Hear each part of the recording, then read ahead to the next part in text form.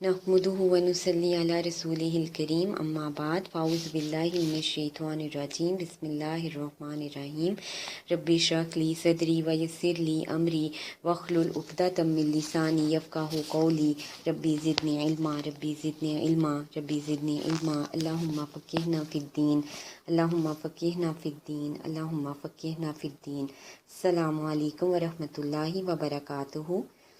आज हम 25वां पारा शुरू करते हैं। सूरत अल-शोरा की आयत नंबर 5 है। इस आयत से हमें ये मालूम होता है कि फ़रिश्ते भी दुआ करते हैं अपने रब से रहम की और उससे मग़फ़िरत तलब करते हैं। आयत नंबर 7, इससे हमें मालूम होता है कि कुरान भेजने का अल्लाह का क्या मकसद था, ताकि क़यामत के दिन से लोगों को डराया जाए और जन्नत व दोज़ख का उनको बताया जाए। आयत नंबर 10 में है कि इख्तिलाफ अगर पैदा हो जाए तो इसको कैसे ख़त्म किया जा सकता है। अल्लाह की किताब से ही रहनुमाई हासिल करके इख्तिलाफ को दूर किया जा सकता है। आयत नंबर 12 से मालूम होता है कि रिज़्क़ की तकसीम जो है वो अल्लाह ही के हाथ में है सारी की सारी। आयत नंबर 13 में है कि हदायत किसको मिलती है। हदायत उसको मिलती है जो खुद इसकी तरफ आना चाहे, जिसका दिल खुल जाए, हदायत वही पाता है।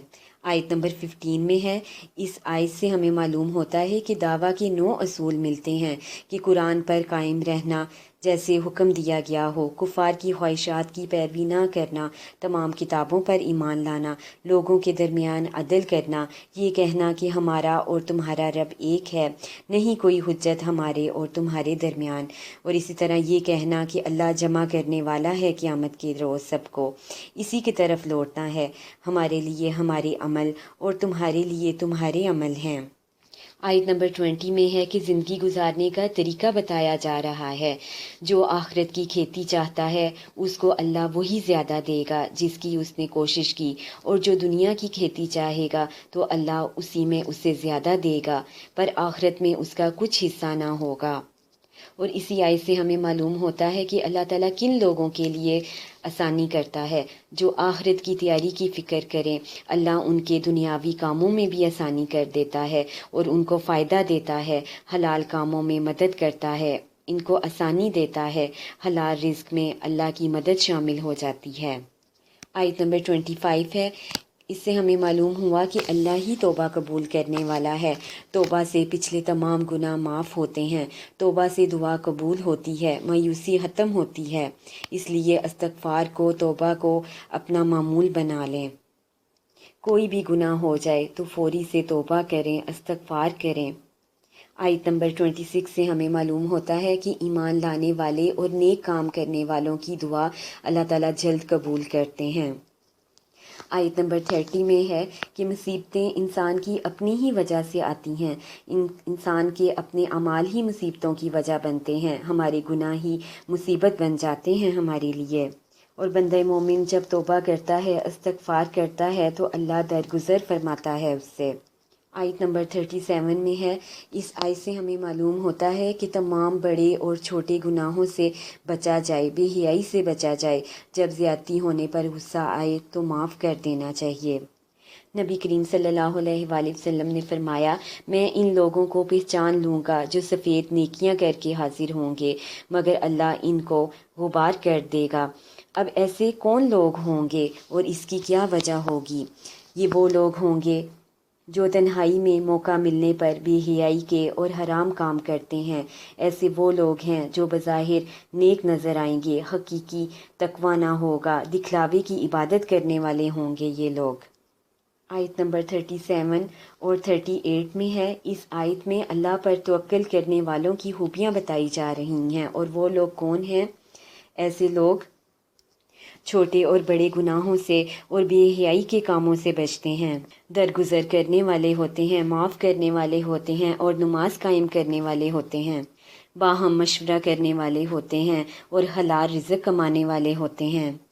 ये उन लोगों की खूबियाँ हैं जो अल्लाह पर तवक्कुल करते हैं। आयत नंबर 52 में है कि आदमी ईमान की हकीकत को कब पाता है? जब इंसान कुरान को समझे, इसे सीखे, हिदायत पाए, कोशिश करे तो अल्लाह उसे नूर बनाकर रहनुमाई फरमाता है और अल्लाह जिससे चाहता है हिदायत देता है। اور اللہ انہی کو ہدایت دیتا ہے جو اللہ سے ڈرتے ہیں۔ سورۃ الزخرف آیت نمبر 3 میں ہے۔ اس سے ہمیں معلوم ہوتا ہے کہ قرآن کو عربی زبان میں اللہ نے کس لیے نازل کیا، تاکہ قرآن کو سمجھا جائے، آسانی سے تلاوت کے ساتھ سمجھا جائے، اور ترجمہ پڑھنا بھی آسان ہو اور غور و فکر کرنا بھی آسان ہو۔ آیت نمبر 4 میں ام الکتاب کا لفظ استعمال ہوا ہے۔ یہ کون سی کتاب ہے؟ یہ قرآن مجید ہے۔ یہ ساری کتابوں اور علوم سے بلند ہے اور بہت ہی فضیلت والی، برکت اور رحمت والی ہے۔ آیت نمبر 28 میں ہے کہ ابراہیم علیہ السلام نے اپنی اولاد کے لیے توحید کے کلمے کو باقی چھوڑا، کہ ساری زندگی اور مرتے دم تک توحید پر قائم رہنا۔ آیت نمبر 36 اور 37 میں ہے۔ اس میں بتایا جا رہا ہے کہ ذکر سے غفلت برتنے کے نقصانات جو ہیں ان کا ذکر ہے۔ وہ کیا ہیں کہ اللہ شیطان مقرر کر دیتا ہے ایسے بندے کے لیے جو ذکر سے غفلت کرتا ہے، وہ ساتھی بن جاتا ہے شیطان کا۔ اللہ کے راستے سے ایسے لوگ روکتے ہیں، ایسے لوگ گمان کرتے ہیں کہ وہ سیدھے راستے پر ہیں۔ آیت نمبر 43 میں ہے کہ صراط مستقیم پر چلنے کے لیے ہمیں صرف قرآن کو تھامنا ہے اور عمل کرنا ضروری ہے، اس کو ہم نے اپنی زندگی میں شامل کرنا ہے۔ آیت نمبر 65 میں ذکر ہوا ہے ان لوگوں کا کہ جو خود پر ظلم کرتے ہیں، یعنی جو شرک کرتے ہیں، ان کے لیے دردناک عذاب ہے۔ آیت نمبر 89 میں ہے کہ نہ ماننے والوں کے ساتھ ہمیں کیسا رویہ اختیار کرنا چاہیے۔ ان کو ہدایت یعنی قرآن کی طرف بلائیں، حکمت کے ساتھ اور دلائل دے کر ان کو قرآن کی طرف بلائیں، لیکن پھر بھی اگر وہ رجوع نہ کریں تو ان سے درگزر کیا جائے اور سلام کہہ دیا جائے۔ سورۃ الدخان کی آیت نمبر 3 ہے۔ اس آیت میں بھی قرآن اتارنے کا مقصد بتایا گیا، اور وہ مقصد کیا بتایا گیا اس آیت میں؟ کیونکہ اللہ لوگوں کو خبردار کرنا چاہتا ہے تاکہ لوگ گناہوں سے بچ جائیں اور اپنی زندگی میں نیک اعمال کر کے اپنی آخرت کو سنواریں۔ آیت نمبر 17 میں، اس آیت میں رسول کریم سے مراد حضرت محمد صلی اللہ علیہ وآلہ وسلم ہیں۔ آیت نمبر 57 میں ہے کہ اللہ کا فضل کن لوگوں پر ہوتا ہے؟ جو لوگ تقوی اختیار کرتے ہیں، اللہ سے ڈرتے ہیں اور قرآن سے ہدایت حاصل کرتے ہیں، ان لوگوں پر اللہ کا فضل ہوتا ہے۔ اللہ تعالی ہمیں بھی قرآن سے ہدایت پانے والا بنا دے، آمین ثم آمین، تاکہ اللہ کا فضل ہم پر ہو جائے۔ آیت نمبر 58 میں ہے کہ اللہ تعالیٰ نے قرآن کو آسان بنا دیا، اس کی وجہ کیا ہے؟ تاکہ لوگ قرآن سے نصیحت حاصل کر سکیں اور اس سے ہدایت پا سکیں، اور قرآن میں بتائے گئے احکامات کو آسانی سے سمجھ کر اپنی زندگی میں شامل کریں۔ سورۃ الجاثیہ کی آیت نمبر 2 ہے۔ اس سے ہمیں معلوم ہوتا ہے کہ تنزیل الکتاب سے مراد اللہ تعالیٰ نے یہ کتاب نازل کی ہے جو حکمت سے بھری ہوئی ہے، یعنی قرآن مجید۔ آیت نمبر 3 ہے۔ اس میں یہ ہے کہ اللہ کی جو نشانیاں ہیں ان سے کون لوگ فائدہ حاصل کرتے ہیں؟ وہی لوگ اللہ کی نشانیوں سے فائدہ حاصل کرتے ہیں جو ایمان لاتے ہیں، جو واقعی ہی میں ماننا چاہتے ہیں اور ہدایت پانا چاہتے ہیں، اور جو عقل سے کام لیتے ہیں، وہی لوگ اللہ کی نشانیوں سے فائدہ اٹھاتے ہیں اور غور و فکر کرتے ہیں۔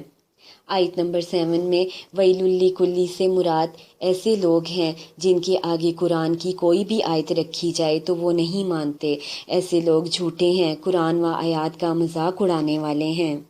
آیت نمبر 8 اور 9 میں بتایا جا رہا ہے کہ انسان پھسلتا ہے، آخر اس کے پھسلنے کی کیا وجہ ہے؟ اس کا غرور اور تکبر اس کو پھسلا دیتا ہے راہ حق سے۔ اپنے نقطۂ نظر سے ایسے لوگ دیکھتے ہیں، سمجھنا ہی نہیں چاہتے قرآن کی آیات کو، صرف مال اور جائیداد پر ان کی توجہ ہوتی ہے۔ آیت نمبر 19 میں ہے، متقیوں کا ساتھی صرف اور صرف اللہ ہے، اللہ ان کا مددگار ہے۔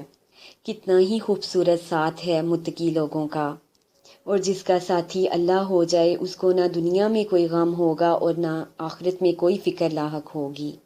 اللہ تعالی ہمیں بھی متقین میں شامل کر دے، آمین ثم آمین۔ آیت نمبر 23 میں ہے کہ علم ہونے کے باوجود لوگ بھٹکتے رہتے ہیں۔ اس کی کیا وجہ ہے کہ علم بھی ہے، ہر طرح کی معلومات بھی ہیں، لیکن پھر بھی ان کو سکون نہیں ہے۔ اس کی کیا وجہ ہے؟ اپنی خواہشات کی تکمیل میں لگے رہتے ہیں، اپنی منمانی کرتے ہیں اور نفس کی پیروی کرتے ہیں۔ دل کی چاہت ان کے آڑے آ جاتی ہے اور اس کے نقصانات کیا ہیں؟ کان، آنکھوں اور دل پر پڑتا ہے۔